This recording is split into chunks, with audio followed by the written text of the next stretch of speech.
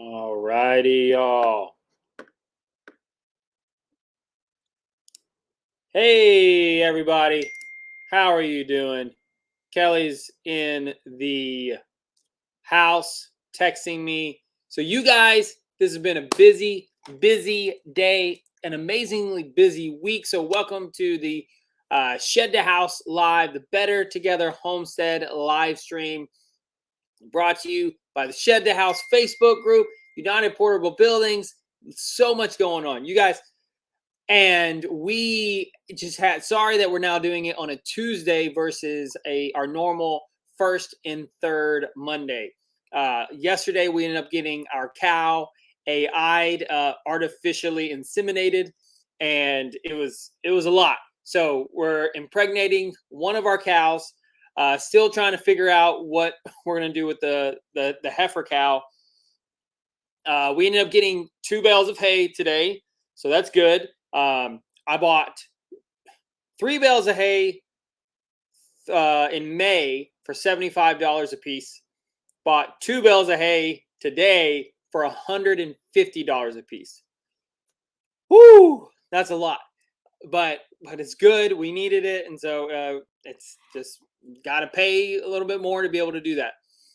Not feeling like So one of our daughters, Ella, our oldest daughter, is sick today. So she's got some sort of bug. And so I'm taking some immune booster. That's why I have this. I have like this little cough. So anyway, but we're going to do it. So Kelly is taking care of all children inside. She and Georgia will not be here today, but I need you guys to lead this. This is up to you. I need lots of questions. My brain is going in so many different directions. So I'm excited. We have like a really, really big announcement that I'm going to be telling y'all about. I think I've hinted it, but things have progressed a lot more. So I'm excited that you're here. Please let me know who is watching in the chat, and then let me know where you're watching from. So, okay, Lisa, awesome, Central Texas, woohoo! Yay, Texans! How are you faring, Lisa, in all of this weather? Like the heat, the surface of the sun. How are you doing? Okay, Linda, having just lost my house to fire. Oh my goodness, Linda, I'm sorry. That is horrible. I'm so sorry. Wow, yes. Let me know any questions that you have, Linda. Definitely, I would love to be able to help you out however we can. Robert in Mississippi, Lisa in Kansas City, Missouri. He said, "Get out early, do what we can." Yeah, exactly. You gotta do as much yard work as you can early in the morning. Otherwise, you're gonna be hot. I actually was. This is the last T-shirt that I have in the laundry. Everything else is completely messed up. So everything is just bad. Yeah. Okay, let's keep on going. Linda said, ideas for single level living. A loft for extra bedroom is fine. What size would you go for 2 people? Okay, great. Yeah, we'll definitely talk about that for sure. Going to let a few people come in, and then we'll start all the Q&A. Okay. Any thoughts? Let's do this. Let's start. So definitely bring your questions. Any thoughts on using gray water? That's great. Yeah. Okay. Woohoo! So glad that y'all are here. Okay, let's go ahead and start the back office, paying some bills a little bit. So welcome y'all. Thank you for joining this live stream. My name is Bo Brotherton, if you're new here, and I run a Shed to House Facebook group as well as our Better Together Homestead YouTube channel. And this live stream is brought to you by United Portable Buildings right up there.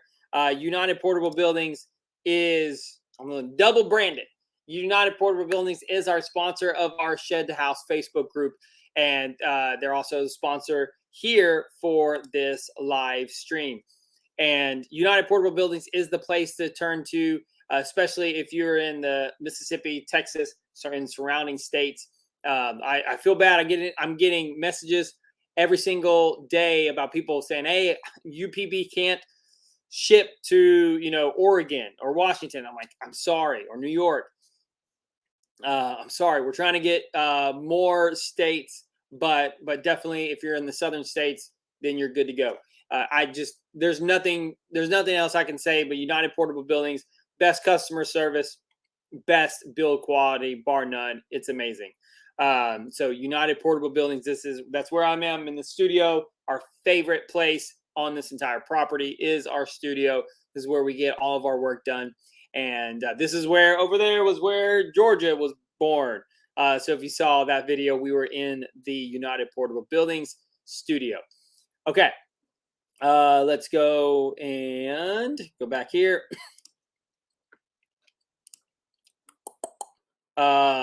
Okay, I'm going to bring one more thing, you guys. One more. Oh, I forgot. United Portable Buildings. Let me do this.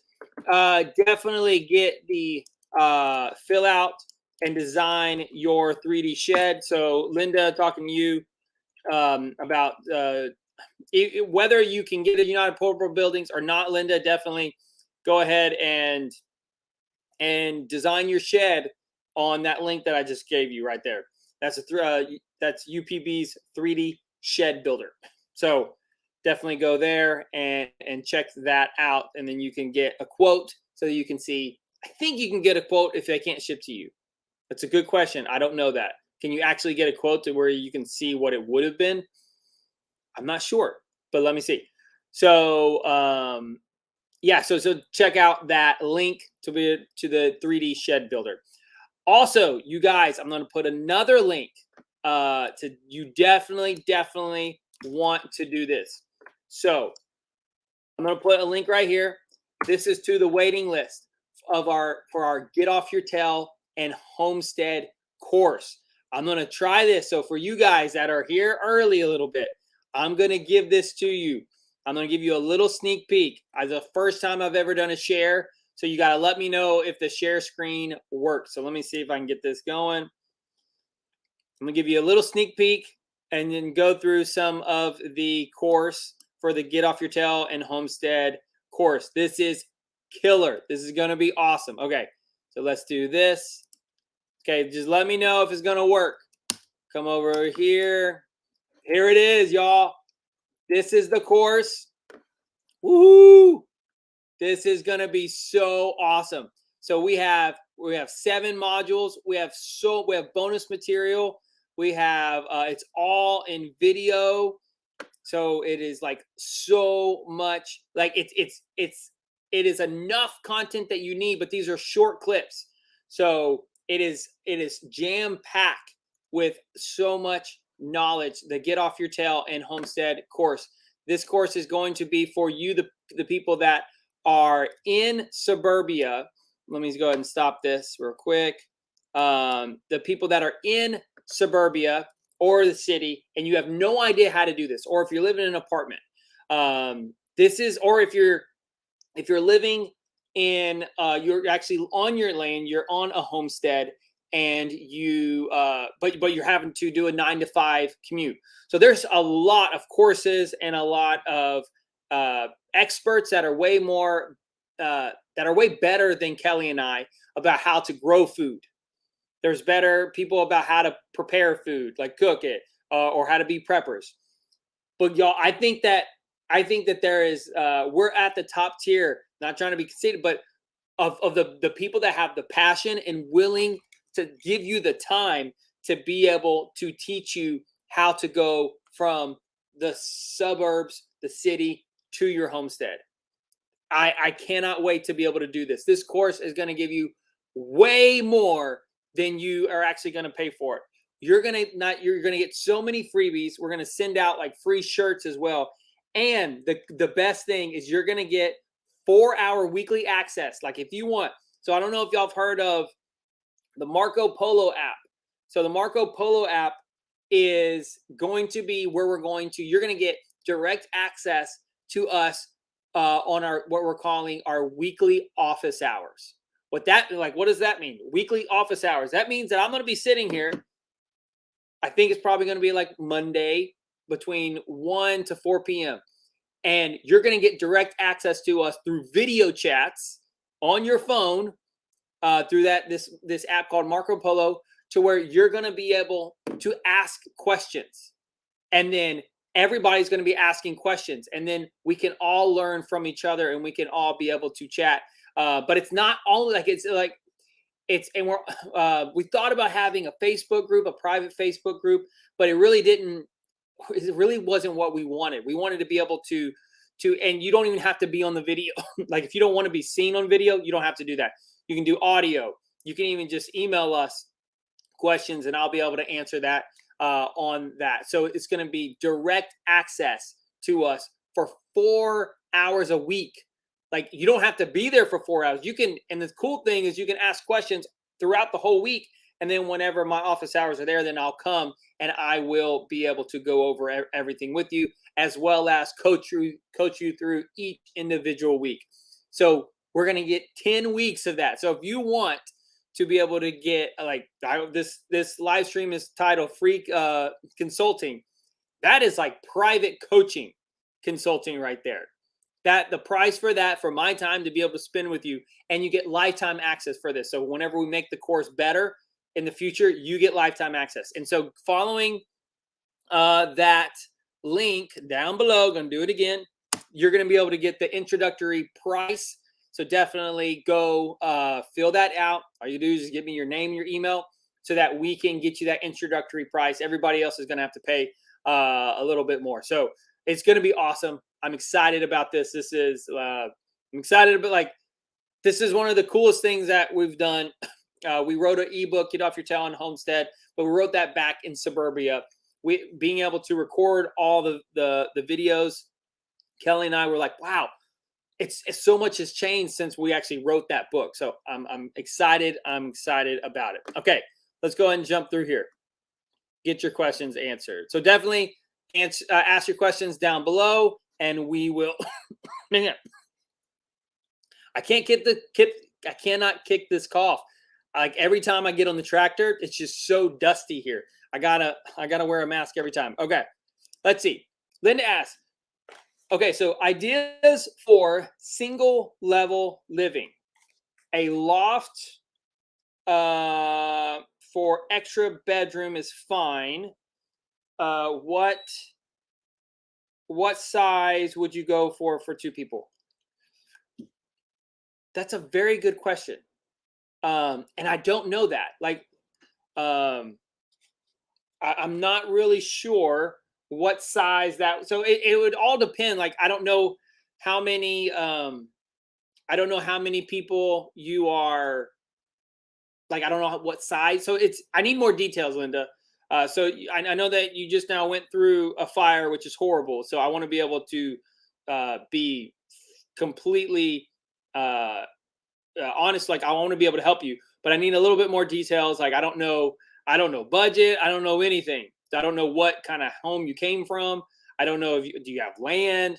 So, I don't know so we live in a 16 by 48 with 2 lofts, sleeping lofts. We have 5 kids, so it's a little nuts. And we're already thinking about, probably building a house. So I'm not sure. Ask more questions. I would say that 2 adults, you could easily do this if, in 500 square feet, maybe. What does that sound like to you? So that would be something like a 16 by 16, like a simple 16 by 40 is pretty nice. It'd be pretty nice. 16 by 36, maybe. What is that? What's 16 by 36? Who's our math whizzes out there? 16 by 36. Yeah, that's 576 feet. I think it would be good. Also don't know what state you're living, like what kind of climate, all that stuff. So we need a little bit more details. Mr. Fix-It, any thoughts on using gray water for irrigation? Absolutely. Absolutely. I'm gonna. So there's a good a good YouTube channel. He's not like the best YouTube channel. He should be way bigger. He should be. His name is Brad Lancaster. I don't know if I have his book. Um, I think it's all inside. So I've talked about his books on the channel several times. It's called Gray Water Harvesting for Dry Lands and Beyond. He lives in Arizona. Brad Lancaster. I'm gonna put it in here. Brad. Here. Oh, yeah. If Kelly was here, I'd be able to do this. It's just called Rainwater Harvesting for Dry Lands and Beyond by Brad Lancaster. See, I don't even have time to get y'all an affiliate link for the Amazon link. So y'all are just gonna have to go check that out. But go check him out. He actually did. He's done a video on his YouTube channel where he's talking about. It doesn't show you how they hooked it up, but he has an outdoor shower. He's in Arizona, so it's similar to our climate. Is dry and hot. They're way drier than we are, but he's got an outdoor laundry room, outdoor shower, and all of that goes to specific trees. It doesn't go to it's not being used as broad irrigation. Those things go to specific trees, and he has it plumbed to where you can switch the drains to, especially for the outdoor laundry room.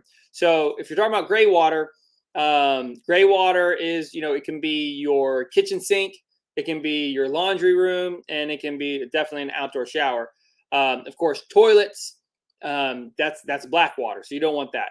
Now, the one thing that I have learned from our plumber doing these two buildings is our plumber said, hey, you're on a septic, so anything in each bathroom. So if you have a toilet that goes to the septic, everything in that bathroom, that water needs to support that toilet.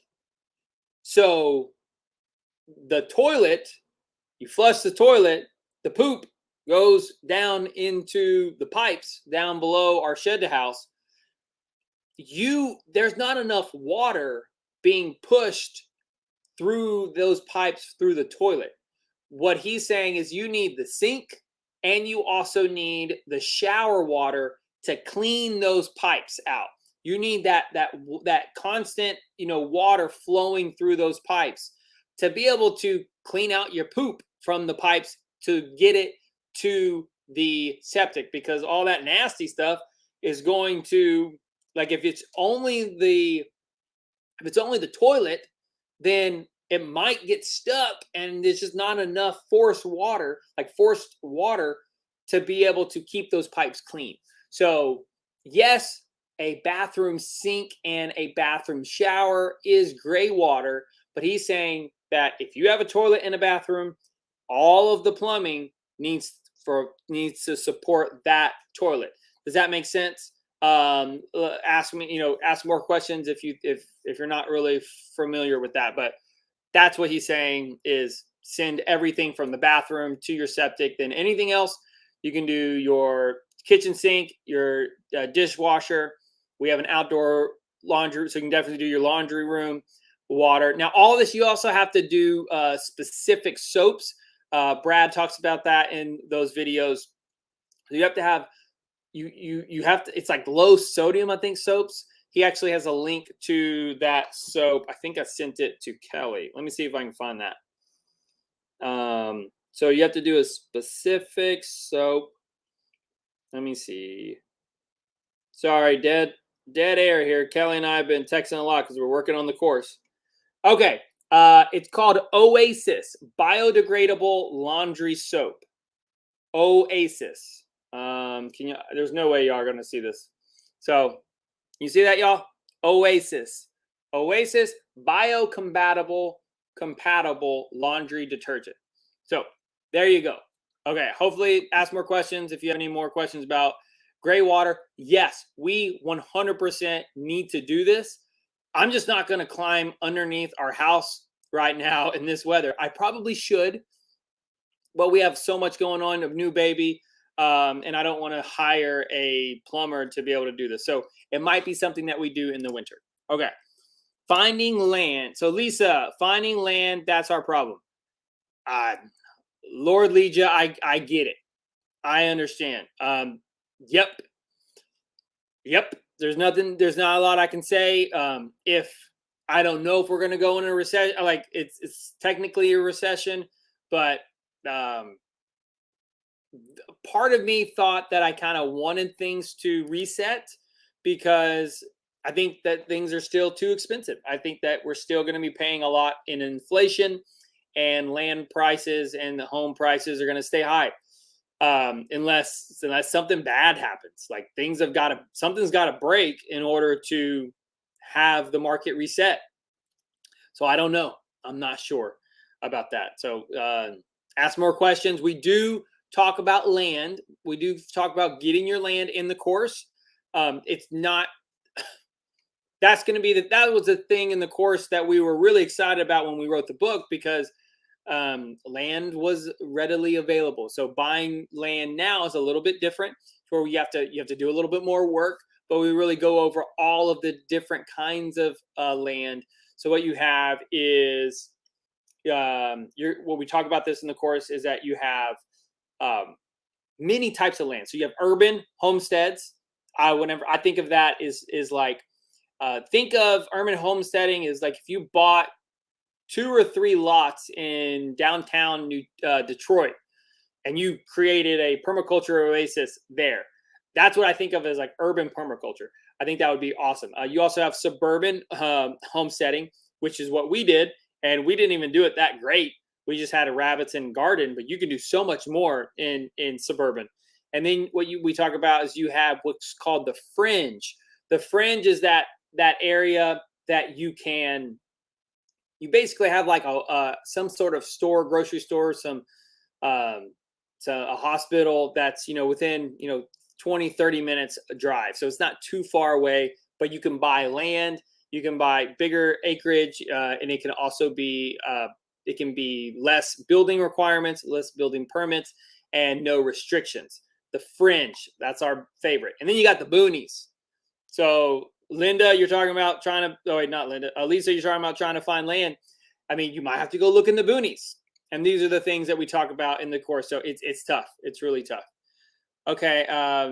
Lisa says, we have a unite. Woohoo! Yay! I love that, Lisa. That is awesome. Yes. I love to see that. I got to do a screenshot of this, and I have to send it to the UPB team, because that's awesome. That's going to make them so happy. Thank you for sharing that, Lisa. Okay, Linda, best way to find reputable shed builders. Definitely join the Shed to House Facebook group. So that would be my first thing. The Shed to House Facebook group, let me type it in here. Pretty sure this will do it. Facebook.com/groups/shed2house. Click on that link that I just put there and go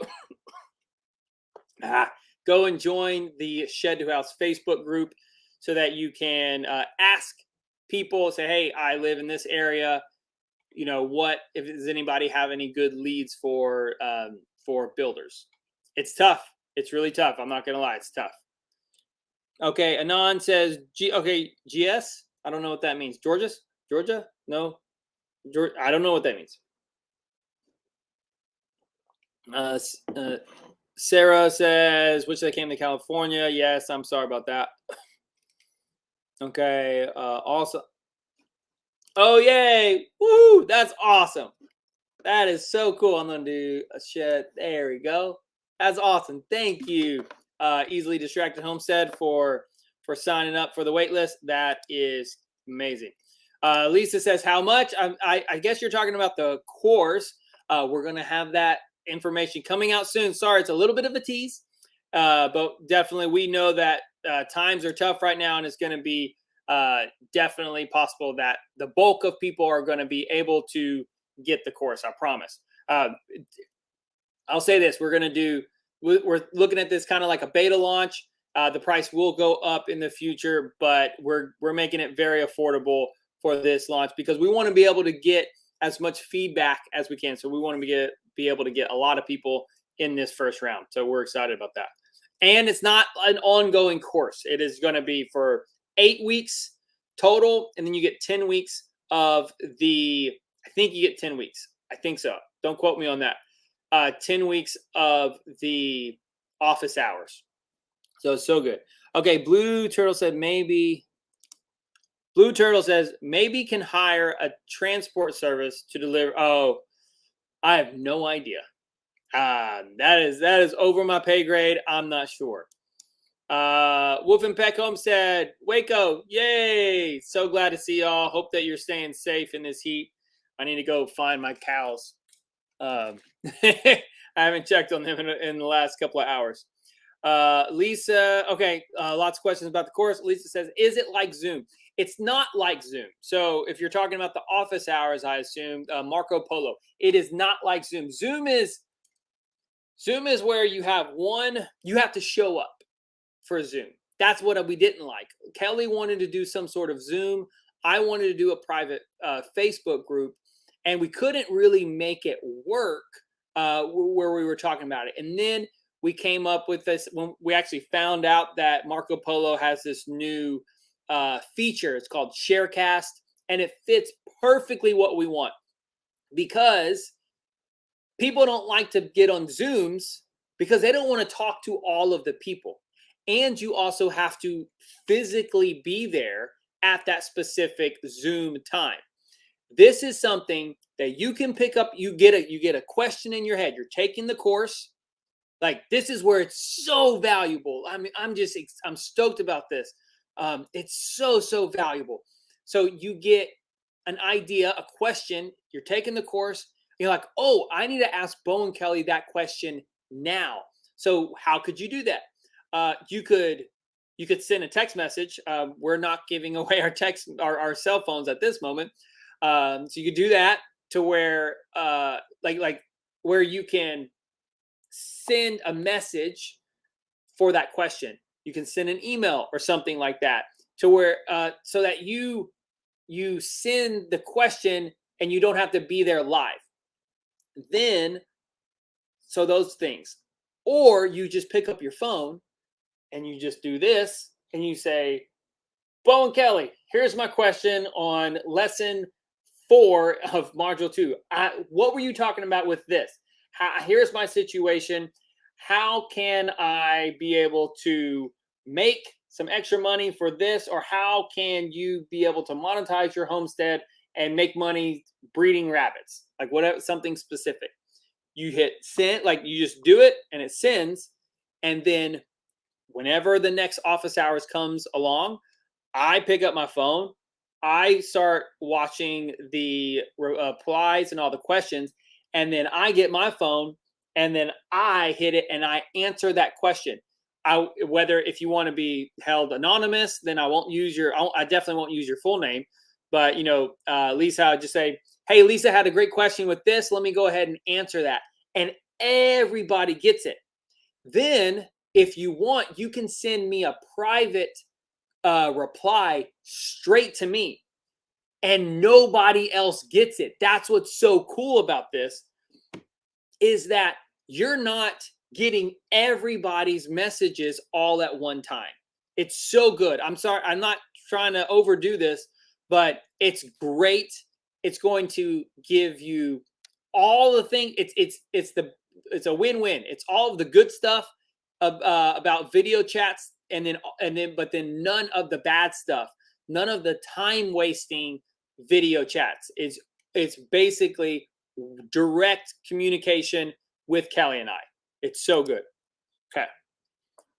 Don't like I have to put my info in. Mike Hicks says, don't like I have to put my info in to find out the price. You do not have to put your info in to find out the price, Mike. I don't. You can find out the price whenever we release the price, and it'll be on a web page. So you do not have to put that in there. Now to be able to get the introductory, the cheaper price, then yeah, and then to sign up, you'd have to put the info in anyway. So, sorry, Mike, I don't know I don't know how to help you. I can ask more questions. Okay. Wolfenbeck says, would you still go open sell or close sell? We're just north in Waco, going to film in a couple of weeks and can't decide. Doing Mr. Cool, love it. Already did one system per your recommendation. Awesome, love it. So you are asking, would I do open or close? I would still do close sell. I just think it's best. I think that it's a little bit more expensive. Closed cell spray foam is fantastic. We have closed cell spray foam in the main house underneath the shed to house, and then open cell everywhere else. We have closed cell in this building, and this building is so much better.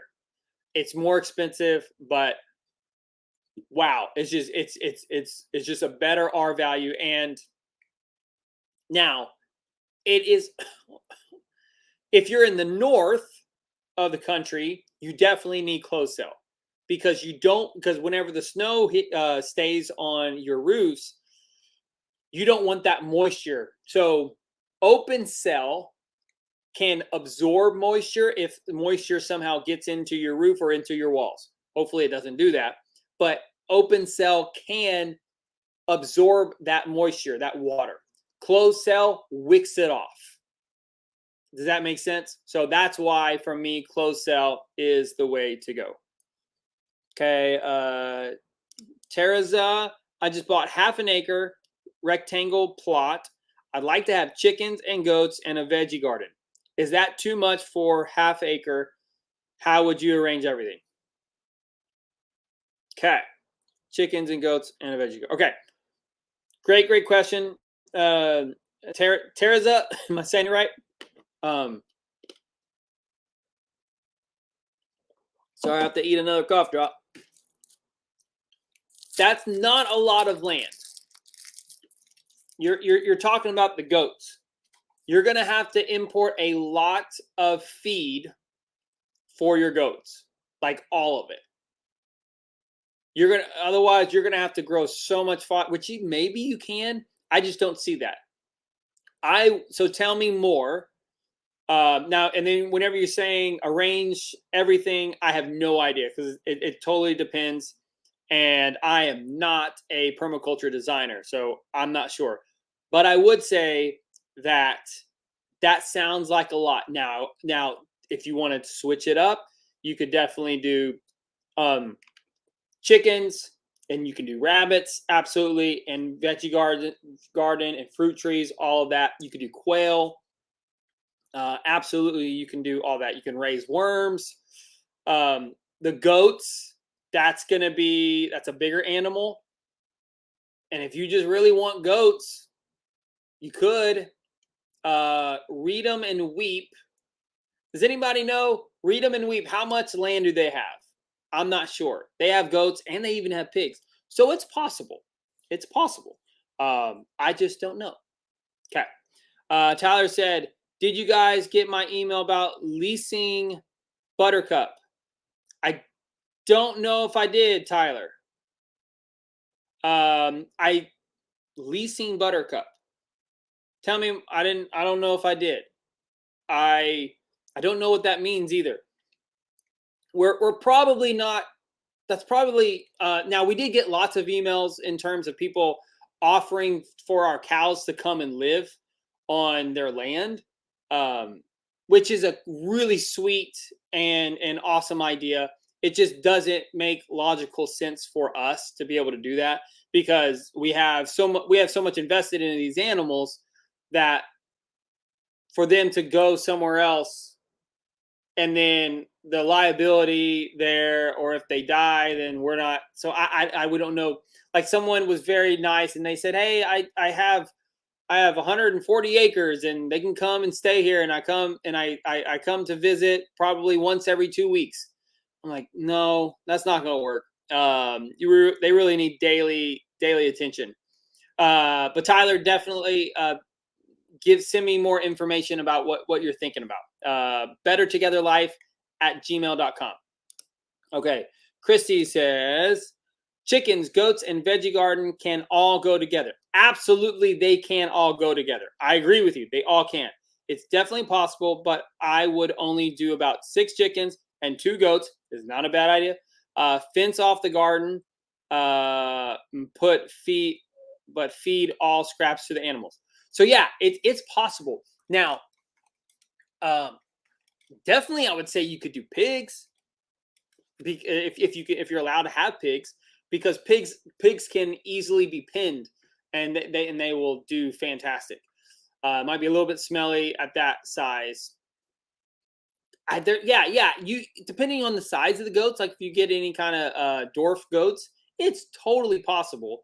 I'm just thinking of the amount of feed that you're going to have to import for them, because for me, goats would excite me because I wouldn't have to feed them here on my property because I'm so wooded.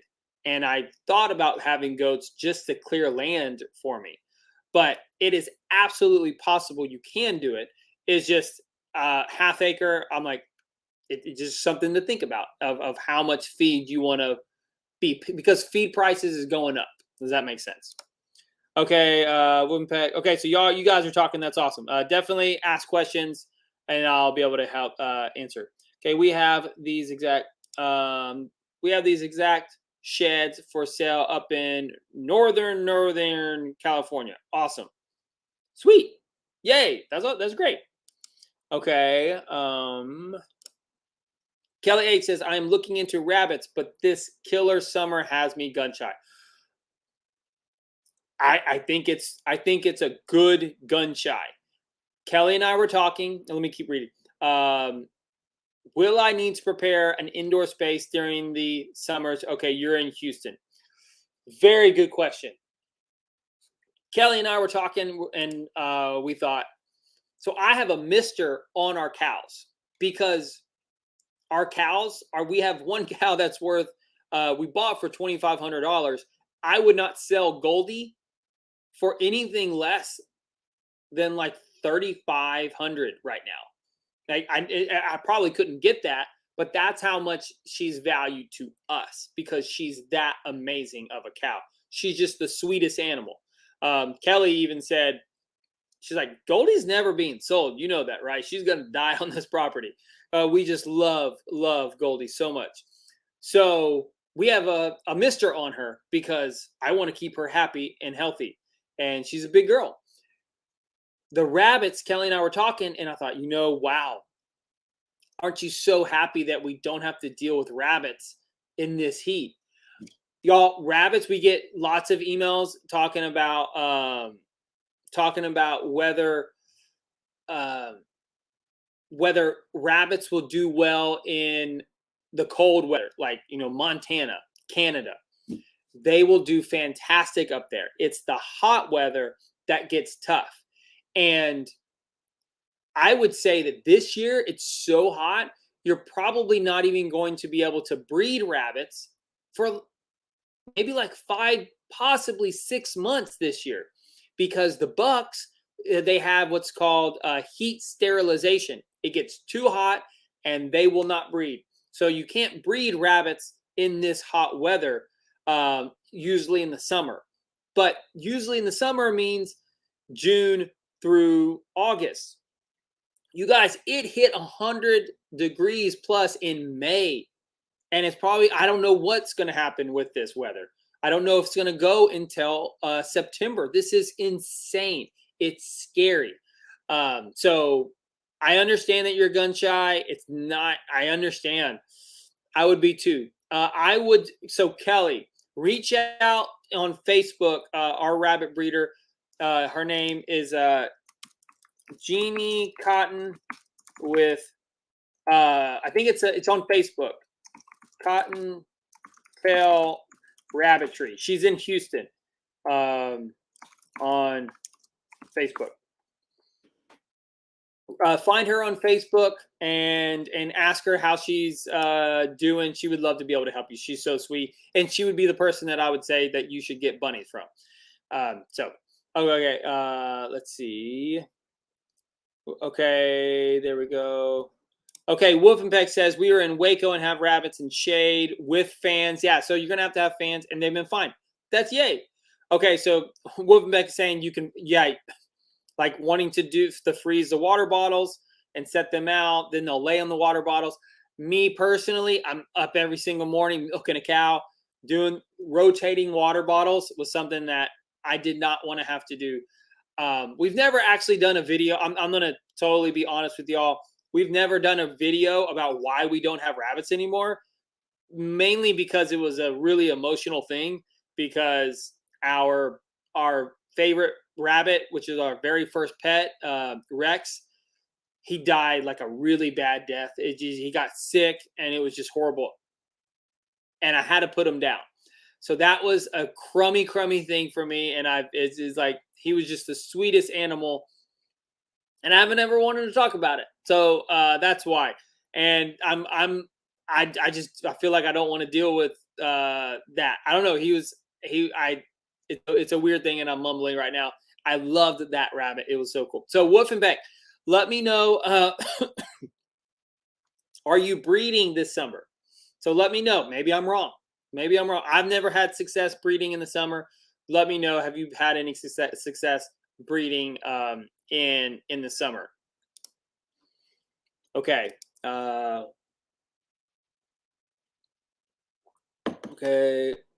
I'm gonna come back to that. I'm gonna try to find some more questions. Put if you have any questions, put them in all caps. That way I can definitely. Oh, I see. Linda, you're saying I live in Ohio, 4 acres with a well, septic in place. The inside space we need is a living area. Living area, dining, project space, kitchen. I cook from scratch. Bedroom, 1.5, 2 baths. Okay, you want food and prep storage, porches to extend space. Absolutely. We don't entertain much. My husband, 69, works from home. Okay. Yeah, I would say you could do easily a 16 by 36. If you can stretch it, 16 by 40. That's a perfect little home, shed to house cabin. You can put a porch anywhere you want around there. Definitely get eaves. I would say that's the new thing that I wish I would have known. Extend the eaves as much as you can. You want to be able to shed water off of those windows. But yeah, it is absolutely possible. I would say 16 by 36 or 16 by 40. That would be good. Man, sorry, y'all. That's why I wanted Kelly here to be able to take up some time with me in this cough. Okay, really wanting ideas for multi-purpose spaces. Okay, I mean, have you seen our tour video with our kitchen island? Build a kitchen island that can do multiple things. It can be a workspace for your husband. It can be, you can have leaves that come out for entertaining. You can have a little, living room area for entertaining and just relaxing. If you have what we have with our projector that comes down, then you don't have to have everything facing a wall for a TV. I think there's so many things that you can do. Definitely go and ask these questions in the Shed to House Facebook group, because there are 90,000 plus people there that are either doing this or they're researching doing it. So I would definitely go check the Facebook group out. Okay, Zevrak, I don't know how to pronounce your name. I'm sorry. How much land would a family of 5 need? I love these questions. I hate to say it depends because it's just a very specific thing. How much land does a family of 5 need right next door to Justin Rhodes? So Kelly has visited the Rhodes family farm multiple times. She's just good friends with all of them, and she says it's like in the middle of this valley. It's basically they live in a rainforest in North Carolina, in Nashville. She's like, it's insane how amazing it is. It is picturesque of what you always would dream of, what, you know, mountain valleys would be, to where people can live and survive. Versus, how much land does a family of 5 need in West Texas? It's completely different.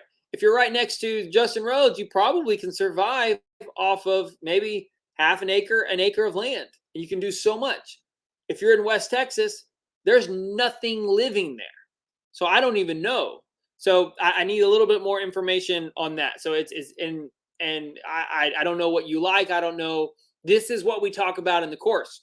I'm going to do it again.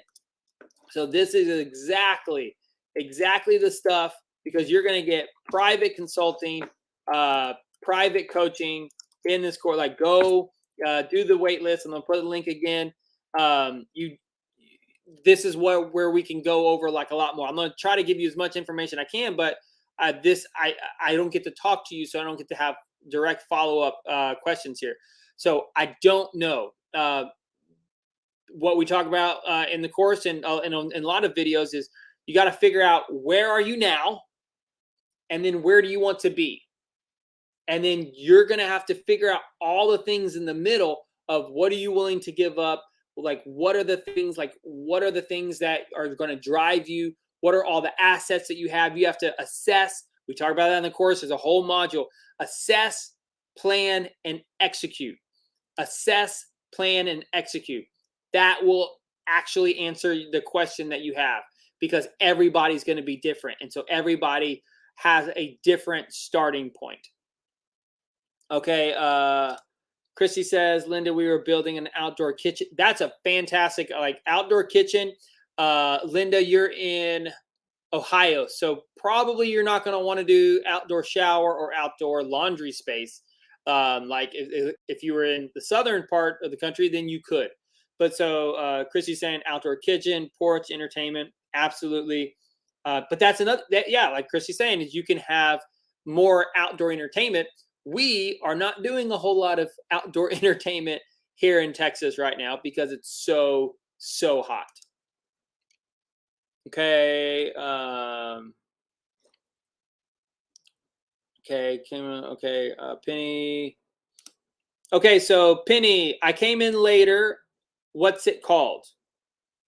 Not sure what you're referring to. Are you talking about, I don't know what you're referring to.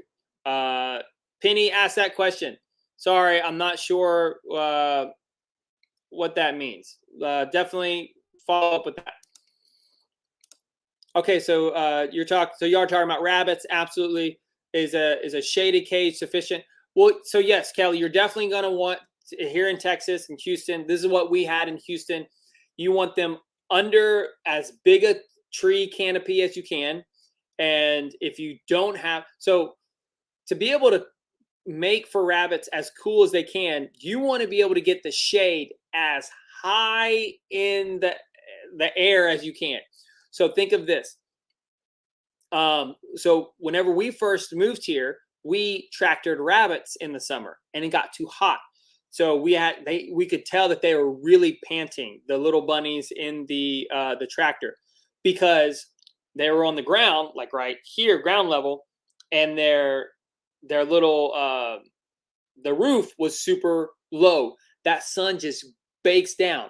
But if you put them underneath a big tree, there's so much more space to get shaded, and you will see that it's a lot cooler. So having your rabbit cage, if you plan on putting them in a cage, like a rabbit hutch, you're going to want a roof to be able to keep them out of the rain, because they're like gremlins. They don't like the rain. You know, who saw the Gremlins movie? Who knows what I'm talking about? And so you don't want the rabbits to get in the rain, and that'll give them that first bit of shade. But then if you can get them under tree shade, that is way better, and it'll make them more healthy. It's not going to make them so cooled off that they can breathe in the summer. Okay, let's see. Here we go. Keep going. Keep on cruising. Keep on cruising. Okay, you guys are doing awesome. I love that you are in deep conversation. Okay, Jess says 1 acre. Weedham and Reaper is in 1 acre. So yeah, what that's double the land. I forgot who we were talking to there. That's double the land for a half an acre. So yeah, 1 acre, it's more. It's definitely more. It's double. It's double the land. Okay, Penny, have you found a great source for permaculture living? Tell me more. What does that mean? Are you meaning have I found a great source, like resource, like learning permaculture? I like Jeff Lawton the best. I'm watching a lot of his videos on YouTube. The Greening the Desert, especially. I'm really watching a lot of his Greening the Deserts in Jordan. He has a permaculture design. He has a permaculture teaching property in Jordan. Like it is, like I don't know, I can't even quote it, but it's below sea level. It's just salty sand, and just dirt, like it's just rock, and it's just nasty. And he has created this beautiful oasis in the desert. It's amazing. And it makes me think that we can do this because we've hit 100 degrees pretty much every single day since May with no rain. So if he can do it in the desert, we can do it here in Central Texas. So that's what I'm thinking. In terms of like source for us, what we're doing for permaculture as much as we can is fodder trees. So fodder trees and compost tea. That's what we're trying to do our best. Fodder trees and compost tea. It's really hard this summer because there's not a lot that we can do in the summer because we need the weather to change a little bit to where we can actually get out and do more. Got 5 kids, new baby, and it's tough. So ask more questions, Penny, and let me know what that means. Okay, here we go. How much? So Emily's asking, how much space for pigs and goats? So if you just want pigs and you want goats, so pigs can be pinned up. Lots of people on YouTube do, like Joel Salatin, Justin Rhodes. He got it from Joel. And my friend Dan Oman at Grass-Fed Homestead. They do it they raise pigs on heavy wood chip bedding in a carport. So you can raise pigs and heavy bedding. Oh, also sow the land. I think he's done that with pigs. We have our pigs on probably about 1 acre that we try to rotate them as much as we can. And pigs, you really don't need a lot. It depends on what you want to do with pigs. A lot of people just raise their pig. I think even Living Traditions raises them in standalone pens, but they're bigger pens. I think they have a little bit more space, but they just let them root everything up and just be like pigs. They don't rotate them a lot. Maybe they rotate their feeder pigs. I think their breeders stay in the same location. Put down in the comments if I'm correct on that. I'm not 100% sure. Goats, I've never had goats, so that's the thing. I guess that's why I'm hesitant, and I could be wrong. I've never had goats, and honestly, I've never wanted to have goats. Everybody says that if you can throw water through a fence, a goat can get through it. So I'm not trying to say anything bad about goats. I would love the idea of goats, and if we wanted goats, goats would be phenomenal on our property for about 5 years. So this is what I heard Joel Salatin say. He said, it takes about 5 years for you to get the hang of raising goats.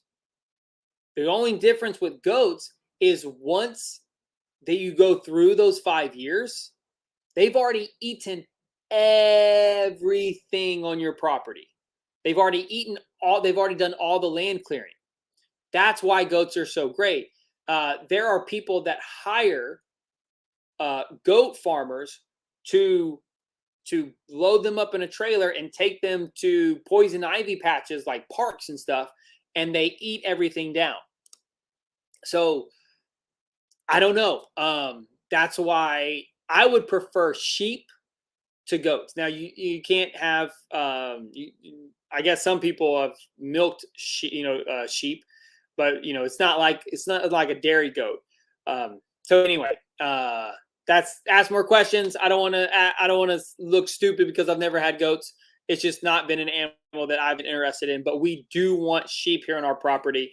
We just have to figure out growing more grass. Okay.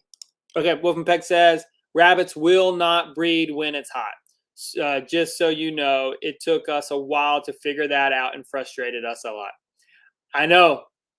Luckily, I learned that in Houston because our rabbit breeder, told us. She taught us that, and we tried it, and it didn't work. So we were like, yeah, that's why. Heat sterilization.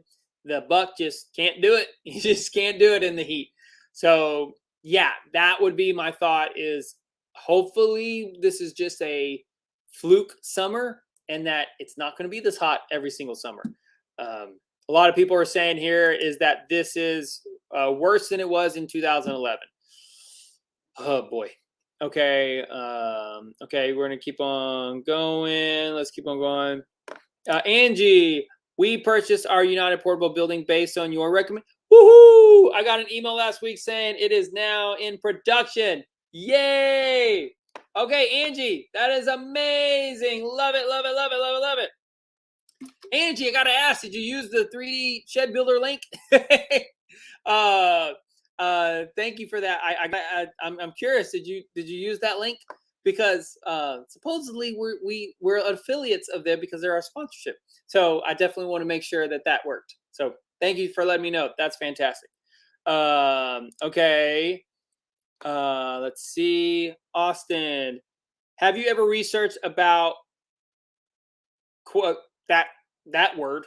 I don't know what that word is. Quail. They are so easy and taste delicious. They are very easy to raise and are easy to make a little profit. I thought about quail, but I only think about quail for probably like 5 minutes, maybe every month. And then the thought of doing a small animal. We just have a little bit more land right now that we don't have to do so many small things. But if we were back in suburbia, and if we were in suburbia and 2020 hit, what I would have been ramping up my rabbits. I would have been ramping up my my vermicompost system.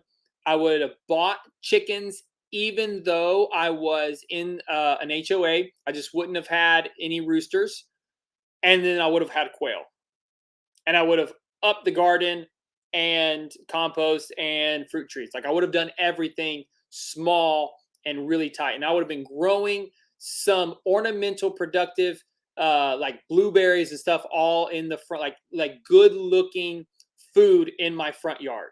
I would have said, I don't care what I'm doing. I don't care about the HOA. The world is ending. 2020 is happening. I'm growing food. So I would have done quail there as well. Okay, so keep on going. Christina from East Texas. Thank you for saying hi. Appreciate it. Heading to the Facebook group once you're done. Great. Linda, email me at bettertogetherlife@gmail.com whenever you sign up. I'm behind on approving people for the group just because we're doing the course and I'm swamped. Sorry about that, but I will definitely get you in ASAP. Okay, suburban garden permaculture style says, I feel like a shed to house depends on your money. They are very expensive once you do all that needs to be done. If you are on a budget, an old mobile home will always be cheaper to buy. You're totally correct. Yeah, I'm not gonna lie.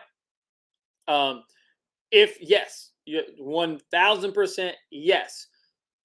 If you want to live in an old mobile home, then yes, that is going to be cheaper. Yep. Kelly and I, we didn't want to live in an old mobile home, and we didn't want to. So our shell of our house was $20,000 just for the shell, our main house. A shell for the barn dominium that we were looking at was going to be roughly around $60,000. we considered buying a new mobile home, but we did not want to. Kelly and we wanted something. We wanted an adventure. We wanted something different.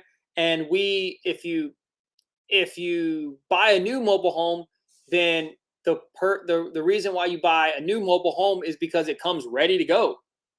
It has all the fixtures. It has all the appliances, everything. The only thing, all the flooring, the walls. The only thing is that those are mobile home finishes, and you're not going to have this. Where is it? You're not going to have these walls in a mobile home. You're not going to be able to have the shiplap in a mobile home. So that's why we wanted this. Absolutely. One thing I would say, if you're buying land, it is way better to buy land that already has a home on it, especially if the land already has septic. If it had like a tore down mobile home, or like a mobile home that's there and you can haul it off or something. But if it has septic, electric, and a well, that would be by far the best. Not buying raw land like we do, because it's hard. Starting with raw land is expensive. Christian says, I have 6 acres and that's not enough. I can feel you. 7 acres. Now here's the other thing. So Christian's talking about, I have 6 acres and that's not enough. Something that I've realized, that I have 7.5 acres and my cows are only staying here. Like, they don't leave the house because it's so hot. So I don't know. Okay. We gotta wrap it up, y'all. I gotta go help Kelly. Let me see. Penny says yes. I don't know. Jeff Gordon. Okay. Nobody's doing any all caps, so I don't know what we're looking at. Let's keep on going. Tyler said we ran the whole gambit from building from scratch to shed to house to what we ended up with, an older farmhouse with 5 acres. Stay true to your goals. Absolutely. Yeah, that makes sense. Okay, let me see.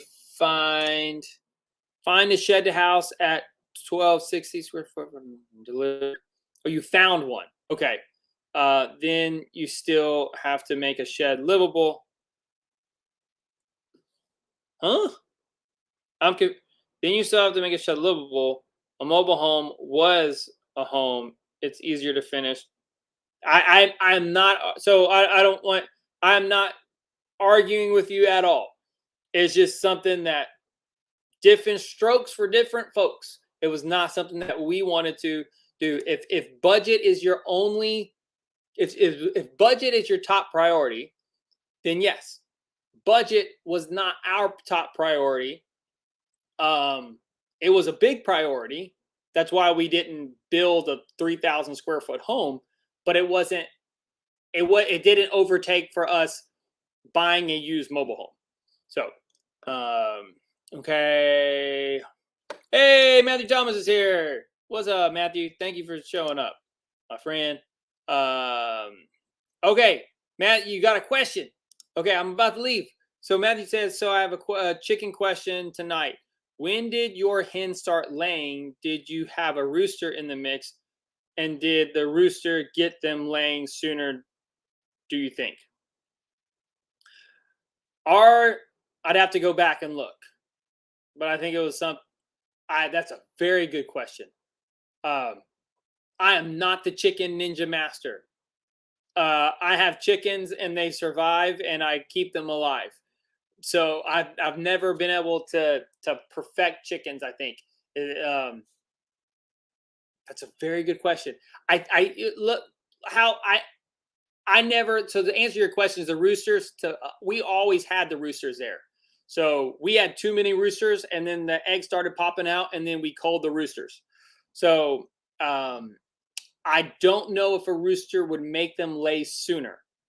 Someone, if you're a better chicken farmer than I am, put your answer down at the bottom.